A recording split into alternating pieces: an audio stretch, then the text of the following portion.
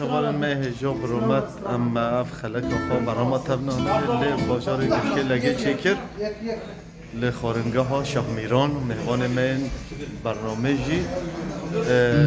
ما مصطفى فرهاد بکندی و هر دو چوبه هنرمند کانی اف کامیروان من هجاجی چوبه و ماشت کم اف جی هر دو شفیرین من دلال سلام و حرمت و ها جوان جلوره اکیبه تلویزیون روش آباد تیوی